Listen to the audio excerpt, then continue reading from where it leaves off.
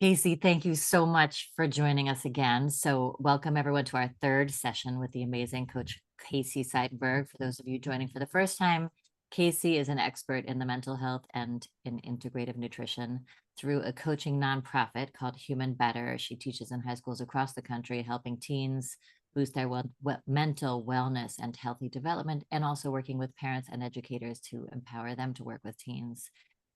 Casey also has written a regular column on kids and nutrition for the Washington Post. We are thrilled to have you back. Thank you so much for joining us.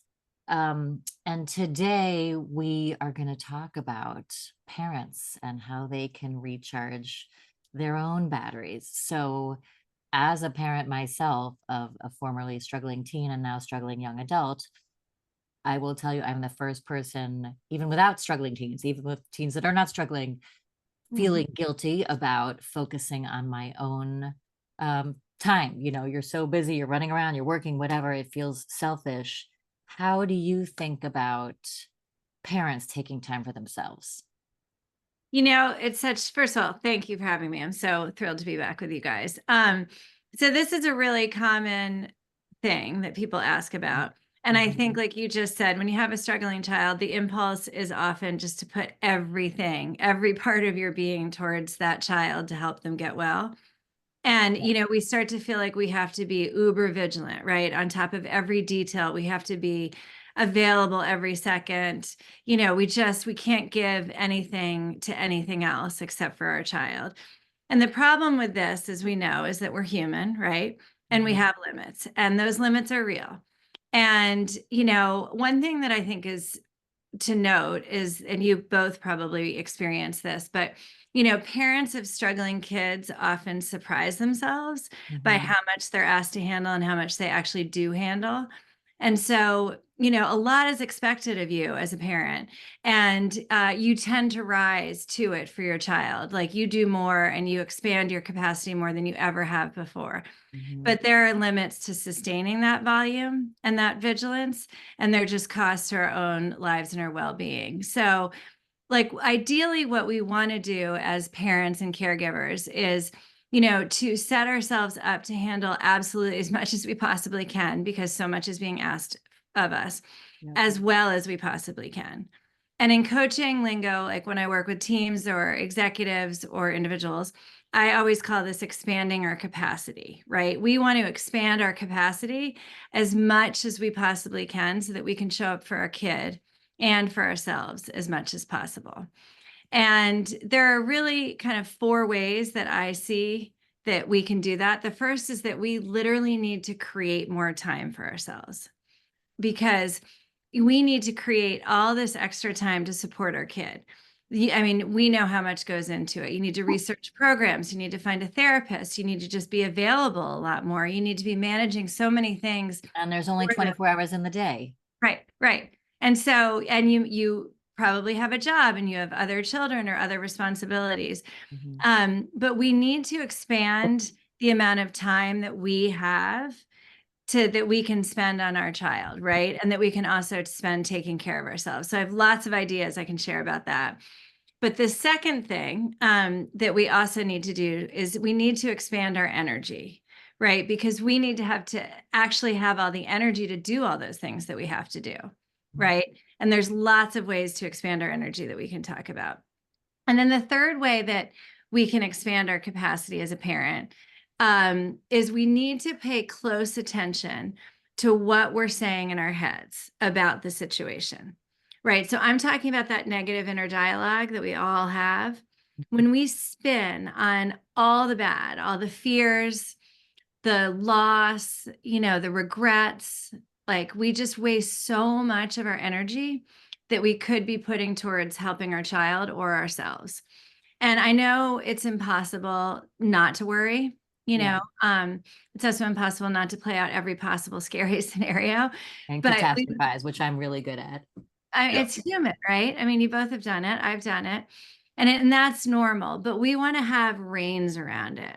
It's like a dog. We want to have it on a leash. We don't want to let it just run wild. There's no way we're going to stop that, but we have to have some control over it. And so I can talk about that more, because if you think about every time we're stuck in those scary scenarios Mhm. and those negative thoughts and the fearful states, right? Those constrict us. Yep. They constrict our energy. They constrict our ability to like get creative and solve problems. They constrict our ability to take action, right? Because we get frozen, we get more fearful, we get more skeptical that things are going to work. And Yep. so we really need to get out of those states. And then the fourth way that we can expand our capacity. Did you say something? Oh, No. okay. I Sorry. didn't think so, but I heard something weird. Okay. The final way we can expand our capacity is we really want to get clear on what we're believing. And this is a whole topic we could probably do another session on, but do we in our hearts believe that our child can heal and recover? Because as humans, we prove what we believe, right? And we can talk about this another time, but we really truly look for evidence of whatever we believe. And so if we're believing those kind of constricting thoughts, such as, my child is never going to get better, we're going to constrict and we're going to be looking for evidence for that. And if we actually believe an expansive thought, such as my child has the ability to get better, right? It doesn't have to be something you can't believe. Like my child's gonna be better next week. Right. This is all gonna go away. But my child has the ability to heal, or my child has the ability to grow. Something, in that growth mindset possibility. When we expand, when we have an expanding belief, it really expands our capacity to find creative solutions and, to show up with more positive energy and support our child with a more kind of helpful attitude rather than this helpless one that we'd have if we had one of those limiting beliefs. So those are really the four things I would say, as a parent that we need to do in order to take care of ourselves and to be able to show up the way we want to show up. Does that make sense? Do they make Yeah, sense?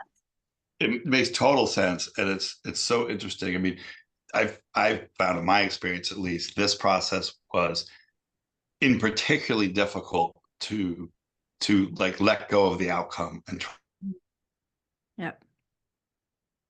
trust the process. Like we can do that a lot in life, and that can be a the outlook sometimes, and say like I'm not going to focus on the outcome because I can control that, but I can believe in what I'm doing and what we're all doing, and we're going to get there and trust that process.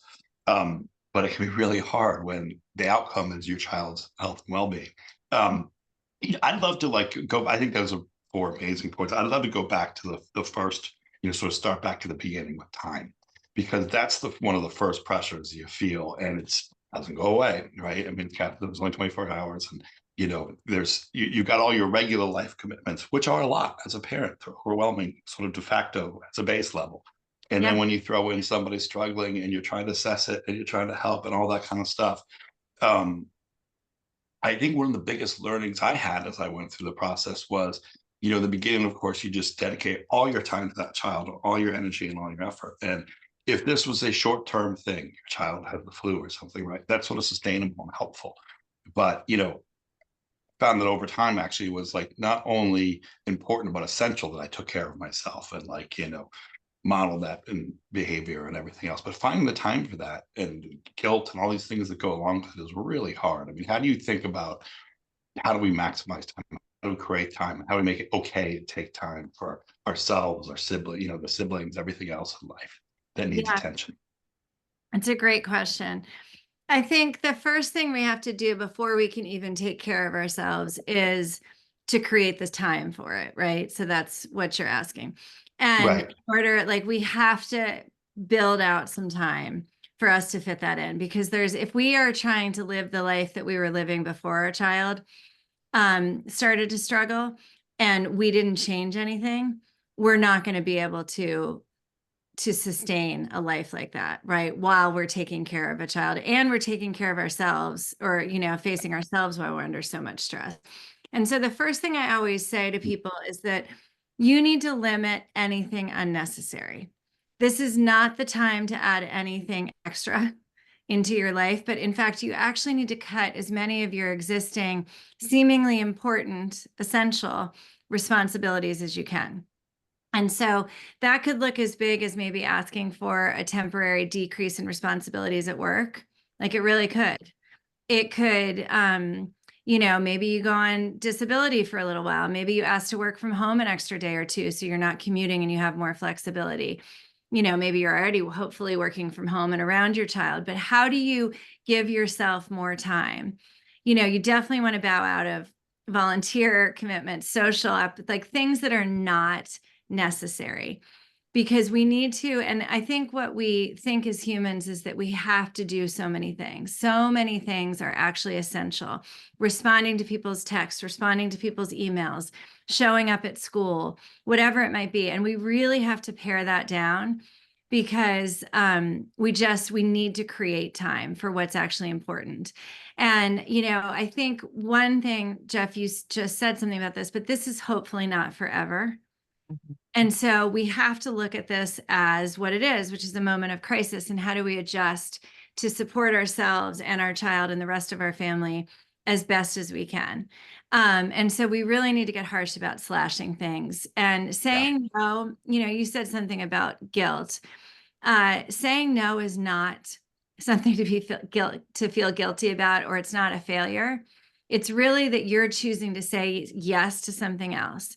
I'm choosing to say yes to supporting my child and taking more time for that, and maybe taking care of myself for 5 or 10 minutes a day or whatever it is. I'm choosing yes to that. And so I have to choose no to something else, because us staying up 2 extra hours every day, or, not doing the things that are important, are just not an option. And it's such a, or go ahead if you're. Oh, sorry. No, I was just going to say, what if, I mean, I know I was in this position. I was a single mom, and with a big job. I did not have an option to say, hey, I want to work from home or cut back on my hours. And I was the breadwinner. So how do you, and for me, I think I would say, you talked about social things. Certainly there were things I could have said no to, but for me, actually recharging my battery was, some of that was needing to connect with friends and whatnot. So how do you handle that? Yeah, and that's a great thing. When we talk about the actual energy and recharging our batteries, we will talk about that, because social connection for some people is exhausting and other people is fueling. Yes. So I think you're going to have to look at you would have had to look at other ways besides cutting your Mhm. job as the breadwinner in a big Yep. job, right? Yep. And so we have all kinds of tactics for people on how to manage their time better. So we could dig into some of those for somebody to really figure out, like, how are they wasting time, understanding where they can create more time in their big job and all of their responsibilities. Asking for help is Mhm. one thing that I have noticed, that when people have kids who are struggling or they're struggling, it is hard to reach out and ask for help, because you don't necessarily want to talk about it to a wide group of people. You don't want it, to be a big deal. You don't want a lot of attention, whatever it is, but you're just going to have to ask for help, and whatever that looks like. I also would say, do things badly or partially. Not everything has to be done well. Which is really hard for type A people. Yes. Yeah. Yes. It's really, really hard. But, not everything has to be perfect or complete. Sometimes even doing something partially is better than doing it not at all. And it's anything from like a frozen vegetable or a takeout pizza shortcut to, maybe you just mow the front of your lawn when nobody sees the back. I don't know. That's a silly Right. example, but it's like, really figure out, what do you have to do? Hopefully you're not having to mow a lawn, because that's not important, but like, figure out what you have to do and what you don't have to do. And you just really have to get honest with yourself about what you can let go of and what you can do poorly or partially, And then the other thing I'd say, sorry, Jeff, go ahead. Yeah, I was just gonna say that it's interesting, and the I mean, a couple of thoughts and reactions to the challenges with it is, one is you've got a period of like extreme crisis, right? Like when you're really going through something. Your child's disappeared, or had a hospitalization or something like that, right? It might be 2 weeks, it might be 2 days, it might be 2 months, but generally we can power through as parents somehow Mhm. for that kind of period of time. But then these are episodic, and you have this, 2 years, 3 years, 4 years, sometimes more, where you're sort of at an elevated crisis level, but not that extreme peak. And like one of the challenges I found really hard was, in the beginning, you're at that extreme peak and you kind of set this bar there. And Yeah. then you kind of at some point realize like this isn't sustainable. Like I really want to and really trying to give it all. And like, everything. I'm trying to do my job. I'm trying to do, there for the other siblings. But I'm really trying to be there for this child who's struggling. And you realize I just can't do this. You know what I mean? Like at this rate, like it's gonna fall, everything's gonna fall apart. And a lot of times, like the parents, like, the thing holding it all together, and they just can't. Short-term crises, long-term pacing, if you will. Because Mhm. like for me, I found that be different times. Like, I realized I had to find something that was, and maybe this transitions to the energy side, that was energizing and refueling and cathartic and whatever, all those things for me. For me, it happened to be like, I happened to play music with my brother and some great friends and whatever. And so carving that time, and I got, I was better at it over time. I was clear to them like, hey, I'm gonna like try and make this, it's an important thing for me, for my family, whatever. But if something pops up, like I can't make it, and like just be really clear on expectations and stuff like that. It's a small group, it was a safe group, all that kind of stuff. But finding that balance between creating a sustainable energy over time, at a like elevated crisis, and then even differentiating like, is this a super crisis time where I just need to bear down and not sleep for 2 weeks or whatever it is, but versus how do I create something sustainable, and how do I keep regenerating energy at a time where you don't really have a lot of time to Yeah. kind of do the normal way, the typical fashion of doing that. No, and you're depleting your energy left and right. So there's two things that I definitely want to talk about: the energy piece. One of the other elements that answer that question having to do with time is that you want to really build in the things that are most important to you first in your day. So that could have been the music for you, which of course could go if you had to, but even just thinking about with your kids, like let's say your kid is home and living with you, and eating dinner is the only time of the day that maybe you can really see them, and it's important for you, it's impactful for them, then that needs to be non-negotiable, right? So that has a true placeholder. That is a routine. You never say anything, yes to anything during that period, whether it's work-related, social. You could go out afterwards, you could finish work afterwards, but you make dinner a routine. And so I think about things as routine. And another one that is really common is, you need to perhaps just regularly check in with your child, and you don't want to be nagging them all the time. And so when they're home, maybe you have a weekly or a daily time that you check in with them, and it just becomes routine. So you're never asking them like, hey, is this a good time? Is this a good time? You're not trying to squeeze it in between calls. Like it is built into the way that you exist, and it's really, really a part of what you do. And this could go for like, I know for a lot of people, just brain dumping, journaling in the morning, getting all the negative thoughts out for 5 minutes and maybe burning them or something can have an impact, or, meditation for someone else. But if it's, and we can talk about some of those things, but whatever matters and whatever helps should actually have a routine. And you can't have 50 of those, but you really need to, it really comes down to like finding enough time and expanding your capacity is all coming down to prioritization. What matters most? So if your job matters because you have a big job and you're the breadwinner, if that matters in addition to your kids, then that is important. If having dinner with them is something, then make that a priority, but figure out the highest impact things and then start to let everything else go. But in terms of the energy, I think, so this is really different for everybody, right? So, Catherine, I'm an introvert at heart. So like me going out when I was under a ton of stress was super exhausting. You needed it for connection and fuel. So this is going to be different for everybody, but everybody has things that we can do that actually like charge our batteries, like our body battery, right? And we've all heard what they are, and there's no way we could do all of them, even if we weren't under stress, right? So we have to figure out, this goes back to prioritization. what has the biggest impact for me? So if I were to find 5 minutes a day, and I would literally start with something that is 5 minutes a day, what is it that would have the biggest impact for me? So, for me, when I was going through really hard times with kids, like I would start to have like panic breathing, when I'd start thinking about things. So even 1 minute of breath work, like trying to calm myself down, then I could get back on Zoom and get back onto work and deal with what I needed to. So if I did that 5 times a day for 1 minute, that is 5 minutes out of my day, which everybody has. And that had an impact on me. That might do nothing for you, right?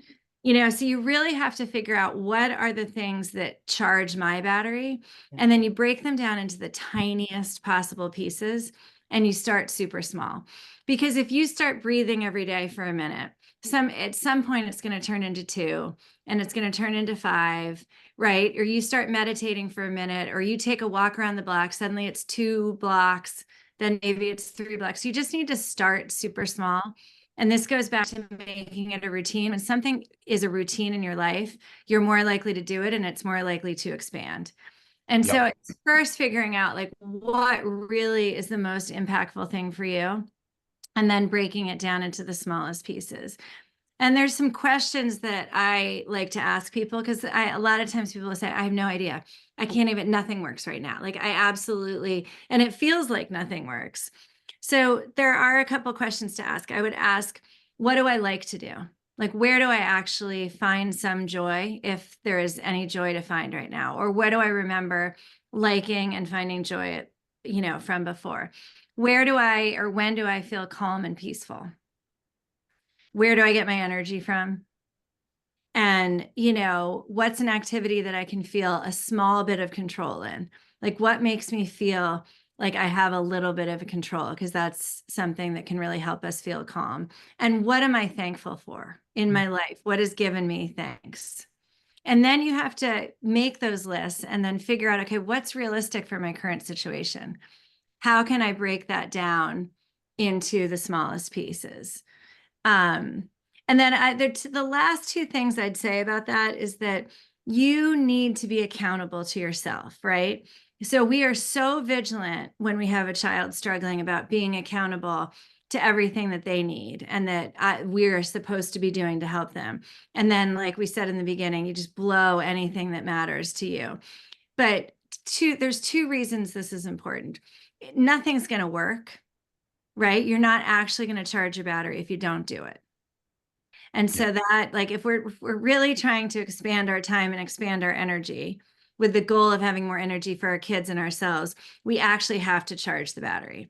So we have to be accountable. So the first thing I'll say is find somebody in your life who can be that accountability buddy for you, especially during those periods, Jeff, that you talked about. Like, we'll abandon anything during the real crisis period. Right. Then that sustained period, we need somebody to help us show up for ourselves, because we might not have the ability to do that because we're doing so many other things.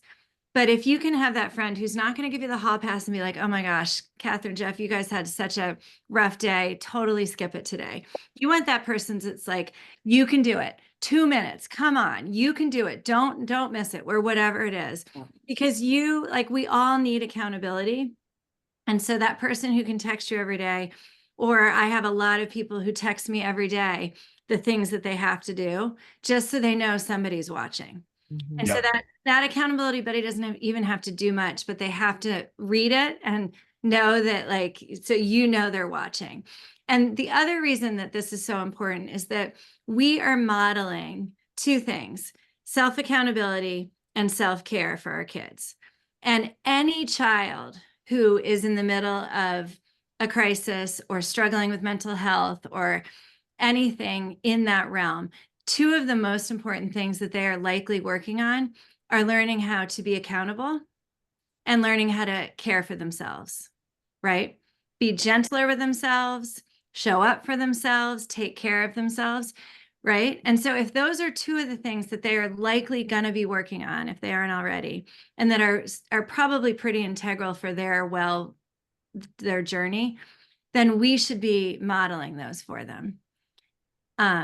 So I showing love that them, you go just ahead. mentioned. Yeah, no, I was just gonna say, I love that you just mentioned that because that's what I remember way back. I was seeing a therapist and I was telling her, I was working crazy hours. I had 3 kids, and I told her that I felt like, for me, one of the important things for me to do is exercise. That's the way I recharge my battery. And I told her that I didn't think I had time because I felt too guilty taking that extra hour or whatever away from my kids. And she literally said to me, "Is that what you want to model for your kids?"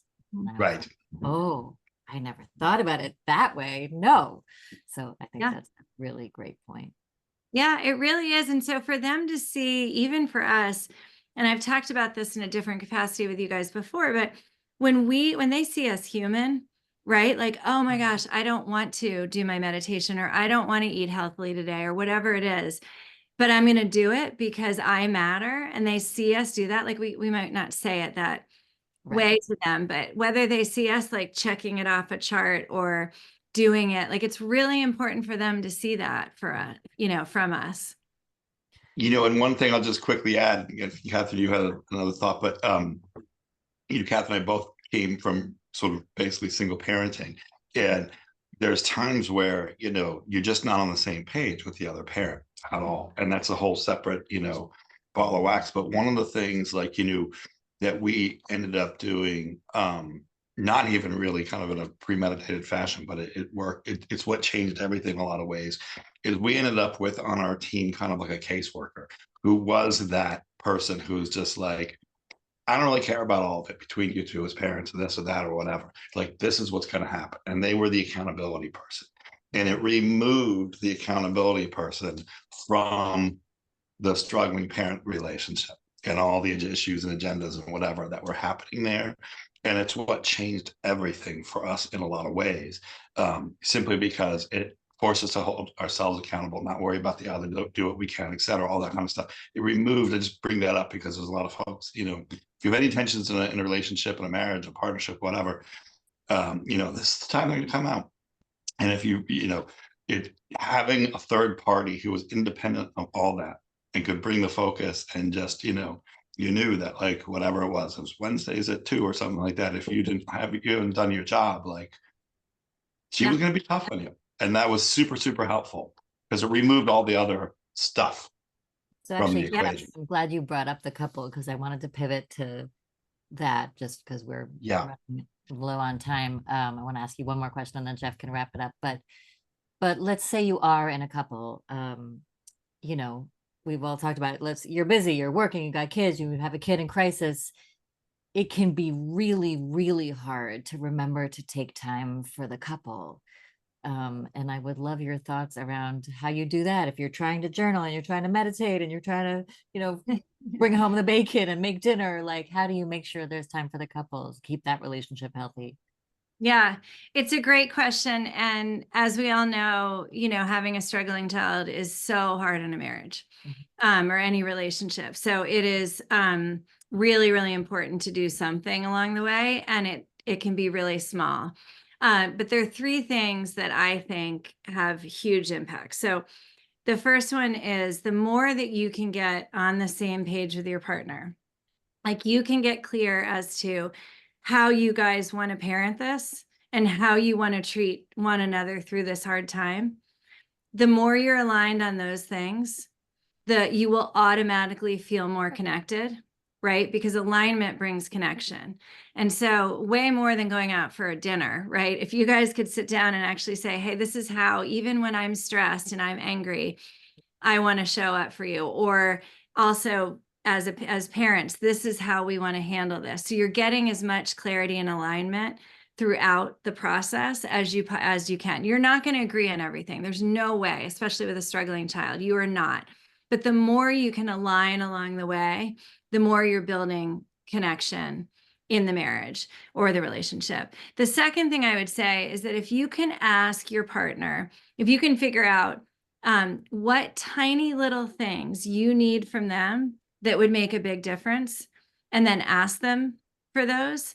And I mean tiny. Like I have one mother now, or one woman now, who what she identified was that when she gets a text from her husband saying, "You were a great mother just now," or "You handled that well," it is everything to her, right? Mhm. That takes him 30 seconds. And so Yeah. she's not asking a lot of him, but for her, that 30 seconds brings her so much satisfaction and joy and calm. I had another couple who the man said, I just want a hug. Like I need to like have some physical attention. And a 1 minute hug is a really long time. Like most of us hug for a matter of seconds.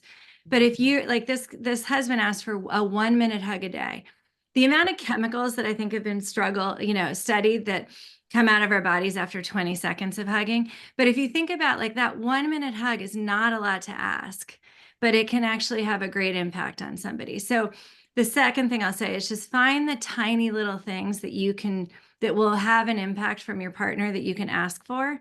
Because when you're doing those for your partner and your partner's doing those for you, you're still married and connected, right? And you're doing something for the relationship.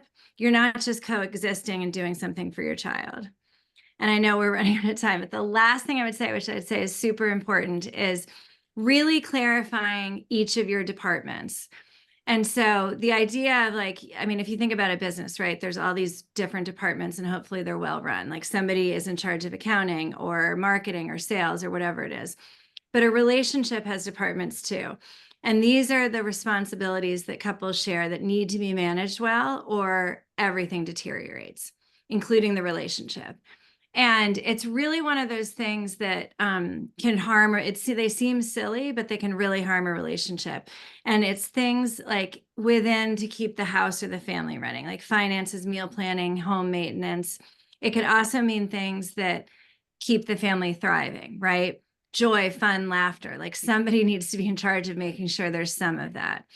It could also be just splitting all the responsibilities of that struggling child, like who's going to communicate with insurance, who's better at research, and getting clear on like, these are your jobs and these are your jobs, because there's so much resentment built when you don't really know who's doing it. And you're like, I'm doing more. No, I'm doing more. Well, that's annoying. Why didn't you do this?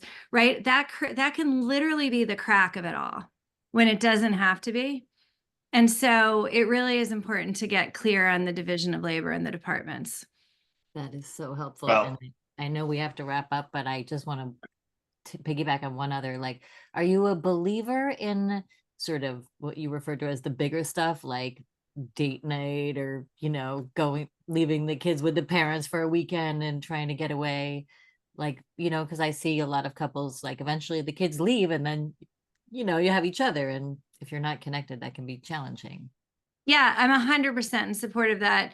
And again, if you can, right? So when you're in a crisis mode, you just have to know what you can actually handle and what you have time for, and you have to pick. And so I am 100% in support of all of that. But I also think these little things are equally as important, because you could go away to the fanciest hotels 3 times a year, right? And yet you're annoyed at each other all the time and you're not actually showing up for each other. So they both make a difference. But I think in a time of struggle, it's really about the tiny things, like the 1 minute hug, the quick text, knowing your responsibilities and trying to get alignment. I think those have more impact in these circumstances. I think that's so helpful. This has been such a tremendous conversation, Casey, because really what you're talking about, I think, is like creating hope. And it's for people, when you're in those moments where you just feel like, how do I get through this? How do we all get out of this? Is it okay for me to be a human being and, have my needs and desires and all that sort of stuff? How do I help the struggling child? And when you break it down like this to prioritizing, to holding yourself accountable, mostly, and each other, supporting each other in a little way. I think, by the way, it's as little as 6 seconds of a hug. Like you start to get all the chemicals flow and everything else. Asking for help, maybe it's a small, safe group. Maybe it's just your little circle and together, whatever it is. But, finding those little routines that can change everything and allow you to sort of come out of this and hopefully not just survive, but thrive as a family. Really tremendous. So thank you once again for a spectacular session. I took lots of notes, as always. So appreciate it. Oh, thank you guys. It was such a fun conversation. I'll see you next time. Yes. Thank you all.